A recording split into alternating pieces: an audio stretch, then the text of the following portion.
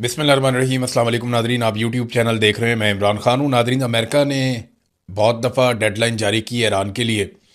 अब इस मरतबा जो खबरें आ रही हैं उनके मुताबिक एक डेडलाइन ईरान ने जारी की है, और ये पहली मरतबा ऐसा हुआ कि ईरान ने भी अमेरिका को डेडलाइन दी है कि ये मामला हल किए जाएँ।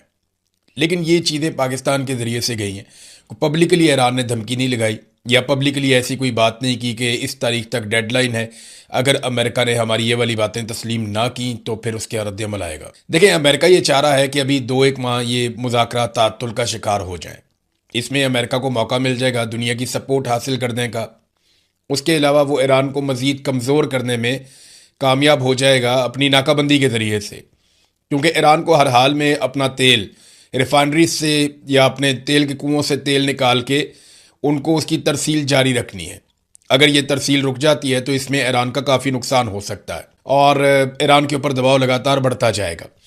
इसमें ईरान ने जो एक स्टेटमेंट दिया है, ईरानी सदर ने कहा कि अब ट्रंप के पास सिर्फ 2 रास्ते बचे हैं, यानी अमेरिका 2 ऑप्शन इस्तेमाल कर सकता है। इसके अलावा उनके पास कोई और ऑप्शन नहीं है।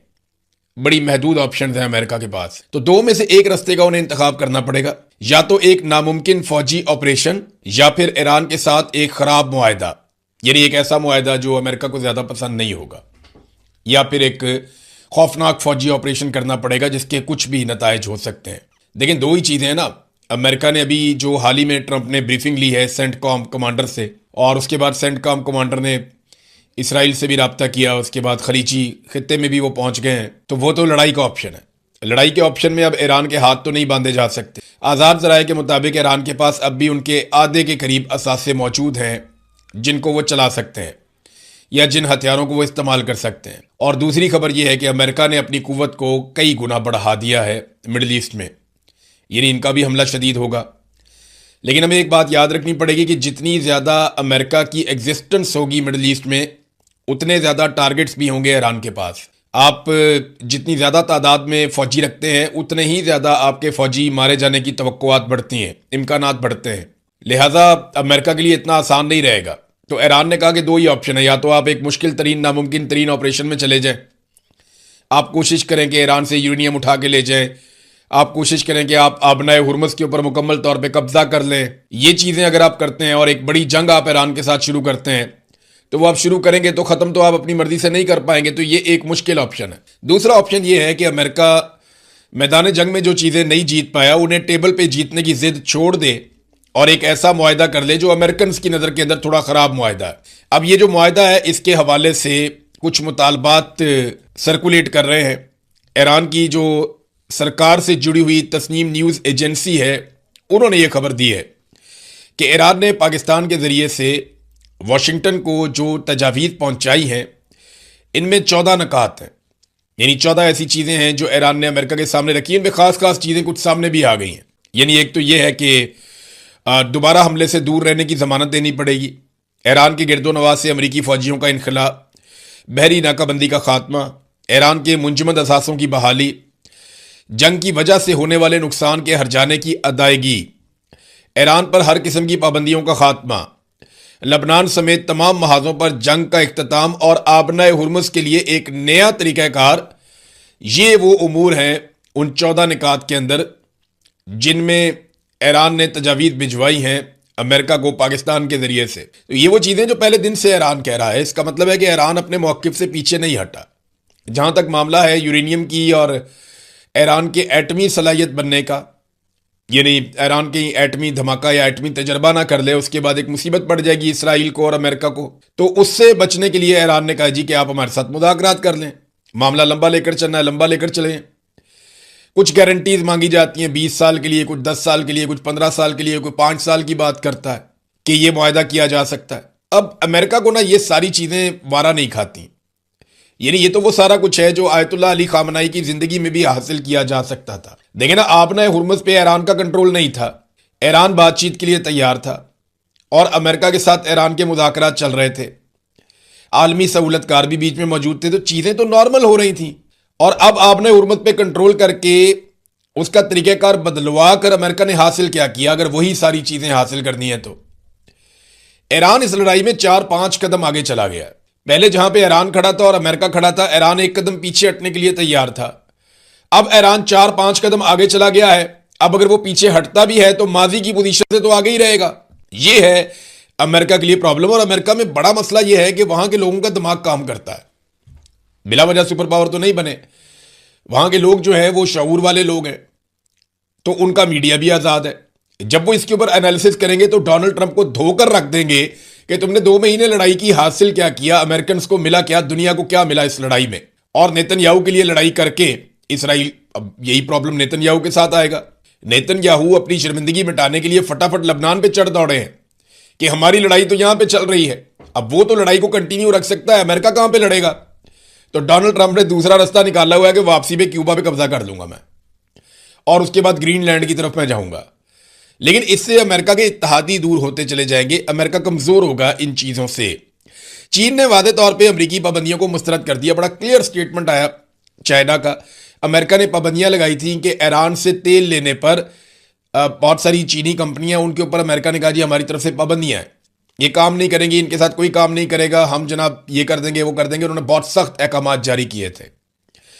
अब इस पे चाइना ने वादे तौर पे अमेरिकी पाबंदियों को मुस्तरद करते हुए अपने मुल्क में अहकाम जारी कर दिए हैं कि ये कंपनियां और जहाज रूटीन के मुताबिक अपना काम करेंगे, इनके साथ ताउन बिल्कुल कोई बंद नहीं करेगा। ये पाबंदियां गैर कानूनी और अपने दायरे इख्तियार से तजावज हैं जो अमेरिका ने किया। चीन ईरान से अपनी तेल की तिजारत पर कायम रहेगा और अमेरिकी दबाव को कबूल नहीं करेगा। यह नाज़रीन एक बड़ा झटका है अमेरिका को। यानी तिजारती जंग शुरू हो चुकी है। ये तो बड़े अरसे से चल रही है, लेकिन इस रीजन में अब तेल की कीमतें बढ़ने के बाद, आपने हुर्मुज़ की बंदिश के बाद, या मिडिल ईस्ट में एक जंग छेड़ने के बाद तिजारती जंग चाइना और अमेरिका के बीच में शुरू हो चुकी है। ये चाइना के सर्वाइवल का मामला है। चाइना को हर हाल में फ्यूल अपने मुल्क में लेकर जाना है, उसके बगैर उसका गुजारा नहीं है। जंग के बाद नादरीन एनर्जी की कीमतें बढ़ रही हैं, लेकिन सबसे ज्यादा एनर्जी की कीमतें जो बढ़ी हैं पूरी दुनिया में, वो पाकिस्तान के अंदर बढ़ी हैं। पाकिस्तान ने इसको अपना मुआशी खसारा पूरा करने का एक बहाना बना लिया कि जनाब जंग लगी हुई है, ये भी दे दो, वो भी दे दो, वो भी दे दो, वो भी दे दो। तो जंग के बहाने वो अवाम की जेबें काट रहे हैं। दुनिया ने जंग के दौरान अपने अपने शहरियों को सहूलत दी, दुनिया ने रिलीफ दिया अपने शहरियों को, टैक्सेस में कमी की। पाकिस्तान एक ऐसा मुल्क है जिसने जंग के बहाने टैक्सेस को दुगने से ज्यादा कर दिया, और वो सिर्फ इसलिए किया कि ये मौका है लोगों की जेबें काटने का। इकॉनमी तो वैसे भी नहीं चल रही। पाकिस्तान की सरकार के पास, फील्ड मार्शल आसिम मुनीर के पास किसी किस्म का कोई ऐसा मुआशी मनसूबा नहीं है जो पाकिस्तान को मौजूदा बदतरीन मुआशी हालात से निकाल पाए। अब जब वो नहीं निकाल पा रहे तो उनके पास रास्ता क्या है कि बिजली पे पैसे कमाओ, गैस पे पैसे कमाओ, पेट्रोल पे पैसे कमाओ, या लोगों से इतने टैक्सेस ले लो, तनख्वाहदार तबके को कुचल के रख दो, इतने टैक्सेस ले लो कि कुछ ना कुछ करके आप अपना खसारा पूरा करने की कोशिश करें, और बड़े पैमाने पर कर्जे भी लें, जिसका रिकॉर्ड इन्होंने तोड़ दिया। यानी पाकिस्तान ने, जब से पाकिस्तान बना तब से लेकर अब तक जितना कर्जा लिया, उतना कर्जा फील्ड मार्शल आसिम मुनीर ने आने के बाद ले लिया। यानी ये 4 सालों के अंदर उतना कर्जा पाकिस्तान ले चुका है। ये पाकिस्तान के साथ हुआ। तो जंगबंदी के बाद जो एनर्जी की कीमतें सबसे ज्यादा पाकिस्तान में बढ़ी हैं, और पेट्रोल जो है वो उस पर 44%, डीजल 85%, और बिजली के ऊपर कोई 35%, और गैस के ऊपर भी इसी तरह कीमतों में इजाफा लगातार होता चला जा रहा है, और अभी मजीद इजाफा होगा। अभी ये जो जुम्मा आने वाला है, ये जो नेक्स्ट अब जुम्मा आएगा, आज क्योंकि संडे है तो जुम्मे वाले दिन क्या होगा, अवाम पर मजीद लेवी थोपने का इम्कान है कि अवाम को मजीद लेवी अदा करनी पड़ेगी। देखिए, IMF का पाकिस्तान पे बड़ा बोझ है। वो कहते जी पैसे कमाओ, पाकिस्तान पैसे कमा नहीं पा रहा। वो कहते जी खसारा पूरा करो, इसके लिए यहां टैक्स लगाओ, वहां टैक्स लगाओ, वहां टैक्स लगाओ। पाकिस्तान की गवर्नमेंट जो भी IMF कहता है वो करती है, और करने पर मजबूर है। वजह यह है कि इनके पास किसी किस्म का कोई माशी प्लान नहीं है, इन हालात से निकलने का कोई रास्ता नहीं है। लिहाजा इन्हें IMF की हर बात माननी पड़ेगी। अपने तरक्याती मनसूबे बंद कर दो, हम कर देते हैं। डैम बनाना बंद कर दो, हम बंद कर देते हैं। फलाने फलाने प्रोजेक्ट सड़कों के वो भी बंद कर दो, हम बंद कर देते हैं। बड़े बड़े यूनिवर्सिटीज, अस्पताल ये बनाना बंद कर दो, हम बंद कर देते हैं। हम इसलिए बंद करते हैं कि हमारे पास पैसा नहीं है, और IMF को पता है कि ये पैसा लगाएंगे तो वापस कहां से करेंगे। हाँ, जो चीजें हम बंद नहीं करते वो कौन सी चीजें हैं? हम अय्याशी बंद नहीं करते, बड़ी बड़ी गाड़ियां, बड़े बड़े जहाज, ये चीजें खरीदना हम बंद नहीं करते। कमरुज़्ज़मान कायरा साहब ने एक स्टेटमेंट दिया, ये स्टेटमेंट मैं आपको जरूर सुनाना चाहूंगा। उन्होंने कहा अगर हुकूमत ने पेट्रोलियम लेवी बढ़ाई है, टैक्स बढ़ाकर कीमतों में 60% इजाफा किया है, तो क्या यह पैसा किसी इंडिविजुअल की जेब में गया है, किसी एक आदमी की जेब में गया है? या कौमी खजाने में गया? अगर कौमी खजाने में गया तो वो कौम के ही काम आ रहा है। ये एक अजीब बात बताई कमरुज़्ज़मान कायरा साहब ने कि कौमी खजाने में जाने वाला पैसा कौम के काम आता है। कायरा साहब, कौमी खजाने में जो पैसा जाता है उससे लग्जरी जहाज लिए जाते हैं।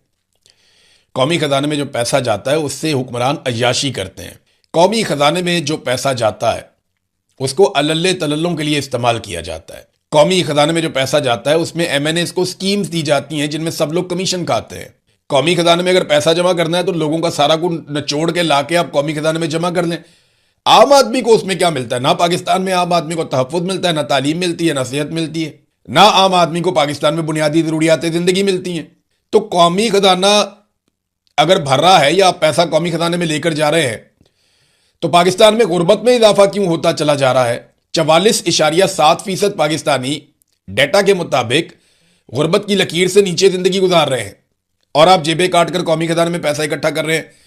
तो ये जो कौमी खजाने में पैसा जाता है, कायरा साहब को लगता है कि ये कौम के काम आ रहा है। नहीं, ये उन लीडरों के काम आ रहा है जो कौम पर पाकिस्तान की मिलिट्री एस्टेब्लिशमेंट ने मुसल्लत कर दिए हैं। आज सहाफत का आलमी दिन है नादरीन।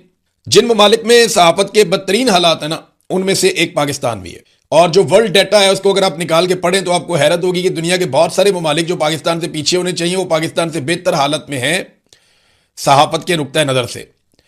सहाफ़ियों को नौकरियों से निकालना, उनके ऊपर मुकदमात बनाना, उन्हें गिरफ्तार करना, उन पर तशद्दुद करना, उन्हें कत्ल करना, उन्हें लापता करना, उन्हें दबाव में डाले रखना, उन्हें धमकियां देना, उन्हें हरासा करना पाकिस्तान में एक मामूल की चीज़ बन चुकी है। मिलिट्री एस्टेब्लिशमेंट के किसी जूनियर ऑफिसर का फोन आता है और वो अपने से कई गुना ज्यादा पढ़े लिखे सहाफी को जो डेस्क पे बैठा हुआ है उसको झाड़ पिला देता है। मीडिया मालिकान जो हैं वो बेचारे तंग हैं। एक मीडिया चैनल के मालिक ने मुझे कहा कि हमने ये काम इज्जत के लिए किया था। तो इमरान साहब, इसमें तो इज्जत ही कोई नहीं है। मेरा तो दिल करता है कि मैं बेच बाच के छोड़ दूं ये काम। इसमें तो हम ये सोचते थे कि ये इज्जत वाला काम है, लेकिन ये तो बहुत बेइज्जत करते हैं। 2 टके का ऑफिसर उठता है, उठ के गालियां देता है और बदतमीजी करता है। तो ये अब इस तरह का ये बेहूदगी एक रूटीन बन गई है। बंदूक के जोर के ऊपर सारी चीजों को चलाया जाता है। नाज़रीन, वजीर आजम के बेटे की कमाइयां मैं आपके सामने रखता हूं। देखें, एक तो ये कहते हैं जी इन्हें कौम का बड़ा दर्द है, दिल पे पत्थर रखा हुआ है, इसलिए हमें कीमत बढ़ानी पड़ती है। कभी ये कहानी सुनाते हैं, कभी वो कहानी सुनाते हैं। जरा आप ये देखें ना कि वजीर आजम के बेटे का कितनी उसकी दिहाड़ी लगी है। ये जब नवाज शरीफ और शहबाज शरीफ इक्तदार में आए ना तो 6 अरब रुपए का प्रोजेक्ट लगाया था चन्योर पावर प्लांट। नवाज शरीफ और शहबाज शरीफ इक्तदार में, शहबाज शरीफ के बेटे का प्रोजेक्ट है, 6 अरब रुपए का प्रोजेक्ट लगाया चन्योट पावर प्लांट। और सिर्फ कैपेसिटी पेमेंट की मद में अब तक शहबाज शरीफ का बेटा 7 अरब रुपए से ज्यादा गुज़िश्ता 6 सालों में ले गया है। यानी आप अंदाजा करें कि 7.5 अरब रुपया ये ले गया 6 सालों में। जितने का इसने प्रोजेक्ट बनाया था उससे ज्यादा पैसा ये 6 सालों में कमाकर ले गया। और ये पैसा पता किस चीज का? इसके बदले में इसने कौम को कुछ नहीं बेचा। ये कैपेसिटी पेमेंट का पैसा है, यानी जो बिजली नहीं बनाई इसने उसका पैसा लिया है। तो ये कैसे कौम के वफादार हो सकते हैं? क्या वजीर आजम अपने बेटे को नहीं कह सकता कि बेटा जो बिजली बनाई नहीं है कौम पे क्यों बोझ डालते हो? उस बिजली का पैसा कौम से क्यों लेते हो जो बिजली तुमने बनाई नहीं है? भाई, मुल्क के दुश्मन तो मुल्क से कैपेसिटी पेमेंट ले सकते हैं। क्या मुल्क का वजीर आजम भी कौम से कैपेसिटी पेमेंट ले सकता है कि जो बिजली मैंने नहीं पैदा की, जो मैंने कौम को नहीं बेची, उसके पैसे मैंने लेने हैं इसलिए क्योंकि मैं इस गंदे कारोबार का एक और हिस्सा हूं? तो ये IPP नवाज शरीफ ने, जरदारी ने कौम को बांध के रख दिया। मुशर्रफ दौर में भी हुई, लेकिन दरअसल 2 बड़े मुजरिम यही हैं, पीपल्स पार्टी और PMLN। इन्होंने इस तरीके से IPPs लगाए अपने फ्रंटमैनों के जरिए से, अपने ताल्लुकदारों के जरिए से, कि आज वो पैसा बना रहे हैं और पाकिस्तानियों को बिजली भी नहीं मिल रही। और मुआहदा चेक करें आप इनका कितना लंबा है। ये सज्जाद मुस्तफ़ा बाजवा साहब हैं, जर्नलिस्ट। इन्होंने, सज्जाद मुस्तफ़ा बाजवा साहब ने फॉर्मर FIA ऑफिसर हैं ये। इन्होंने बताया कि चन्योट पावर लिमिटेड की दस्तावेजात इन्होंने शेयर की और बताया कि लाइसेंस 11 जून 2014 को दिया गया और खत्म होगा 30 जून 2045 में। यानी आप 2045 तक शहबाज शरीफ के बेटे को कैपेसिटी पेमेंट देते रहेंगे। यह है जनाब पाकिस्तान में सूरत हाल, मतलब कि 31 साल तक के लिए। नाज़रीन, अफसार आलम साहब ने जो बम फोड़ा है उसके बहुत फायदे हो रहे हैं पाकिस्तान को, क्योंकि कुछ चीजों में क्लैरिटी आ रही है। हम ये बात करते थे, वो कहते थे ये तो है ही हुकूमत के दुश्मन। हम वो बात करते थे तो वो कहते थे क्योंकि ISI ने इमरान रियाज को अगवा किया था इसलिए ये गुस्सा उतार रहा है, या फील्ड मार्शल आसिम मुनीर ने इमरान खान को अगवा करवाया था इसलिए ये गुस्से में है। तो अबसार आलम तो क्योंकि नवाज शरीफ का अपना आदमी है, घर का आदमी है, इस वक्त हुकूमत में है, इससे पहले वो पैमरा का चेयरमैन भी रहा, तो वो इस हुकूमत के खिलाफ क्यों बोलेगा। अबसार आलम ने कुछ चीजें बड़ी क्लियर कर दी हैं, जो बातें हम बड़े अरसे से कह रहे हैं। इख्तियारात का नाजायज इस्तेमाल हो रहा है, बिल्कुल हो रहा है, अब यह साबित हो गया। रेंजर्स को भी इस्तेमाल किया जाता है, गलत तरीके से इस्तेमाल किया जाता है, यह भी साबित हो गया। अदलिया पे कंट्रोल किया गया है और अदलिया को पैगाम भिजवा कर उससे फैसले करवाए जाते हैं, यह भी साबित हो गया। फील्ड मार्शल की पाकिस्तान के फैसलों में मुदाखलत होती है और वो लगातार अदलिया को धमकाने के लिए या अपने काम निकलवाने के लिए बंदों को इस्तेमाल करते हैं, अदलिया को भी इस्तेमाल करते हैं, यह भी साबित हो गया। पाकिस्तान से मनी लॉन्ड्रिंग हो रही है और पाकिस्तान का वजीर दाखिला भी मुलव्विस है, यह भी साबित हो गया। अब ये अबसार आलम ने कहा है ना, तो अब साबित अबसार आलम नहीं करना है, ले जाओ अबसार आलम को अदालत में या लगा दो पीका उसके ऊपर। तो मनी लॉन्ड्रिंग भी हो रही है, सिंध से जनाब जहाज जा रहे हैं, धड़ाधड़ मनी लॉन्ड्रिंग का पैसा लेकर डॉलर पाकिस्तान से बाहर जा रहा है और काला धन सफेद हो रहा है। और यह मोहसिन नकवी पे इल्जाम लगाया कि उसकी बीवी ने बताया ही नहीं कि उसके पास एक फ्लैट था। जब मोहसिन नकवी ने अपने कागजात जमा करवाए ना, तो उसमें भी नहीं बताया हुआ था। कुछ जर्नलिस्ट हैं, उनका यह दावा है कि अगर मोहसिन नकवी को इस मामले में सवाल किया जाए तो वो फंस जाएंगे और नाअहल हो जाएंगे। वजह यह है कि उन्होंने अपने एसेट छुपाए, जैसा कि बहुत और केसेस भी आपके सामने आ चुके हैं जहां पे लोगों ने एसेट छुपाए और उसके बाद उनको नतीजा भुगतना पड़ा। नाजरीन, पाकिस्तान में एक्सपोर्ट्स के हवाले से मैं एक डाटा आपके सामने रखना चाहता हूं। जाते जाते मैंने एक पोस्ट पढ़ी और फिर मैंने उसको कंफर्म करने के लिए उस पर रिसर्च की, तो बिल्कुल वो डाटा ठीक है। और डाटा ये बताता है कि जब पीपल्स पार्टी का दौरे हुकूमत था तो उस वक्त पाकिस्तान में जो एक्सपोर्ट्स थी वो 31.50 अरब डॉलर थी, यानी 31 अरब 50 करोड़ डॉलर की एक्सपोर्ट्स थी जरदारी साहब जो छोड़कर गए थे। और 2018 में जब नवाज शरीफ की हुकूमत खत्म हुई तो 1.5 अरब डॉलर कम हो गई थी एक्सपोर्ट्स। नवाज शरीफ के दौर में एक्सपोर्ट्स गिरी, पाकिस्तान की पैदावार कम हुई, एक्सपोर्ट्स कम हुई। हालांकि ये कहते हैं हमने बड़े झंडे गाड़ दिए थे 2013 से 18 तक, तो 30.50 अरब डॉलर पे कम करके ये छोड़कर गए।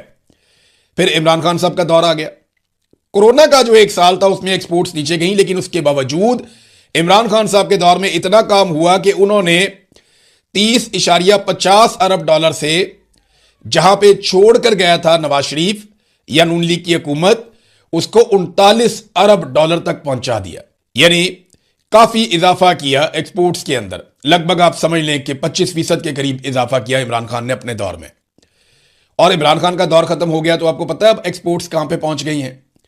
32 अरब डॉलर पे। एक मरतबा फिर इन्होंने 7 अरब डॉलर सालाना की कमी कर दी है। ये नाजरीन इन्होंने पाकिस्तान के साथ किया और ये सारा डाटा अवेलेबल है, मौजूद है। लेकिन फील्ड मार्शल बजिद हैं कि यहीं से पाकिस्तान ऊंची उड़ान की तरफ जाएगा। ये सारी वो शक्ल ही नहीं है। इन्होंने तो पाकिस्तान को लूट के बर्बाद किया, इन्होंने तो आईपीपी लगाए, इन्होंने तो करप्शन मुतारिफ करवाई, इन्होंने तो कमीशन लिए सारे के सारे, और इनके साथ शामिल रहे हर दौर के अंदर जर्नैल और डिक्टेटर्स। ये सारा सेटअप मिलकर पाकिस्तान को आगे लेकर जाएगा, सवाल ही पैदा नहीं होता।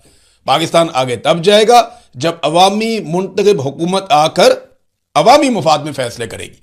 अब तक के लिए इतना ही। अपना ख्याल रखिएगा, अपने इस चैनल का भी। अल्लाह।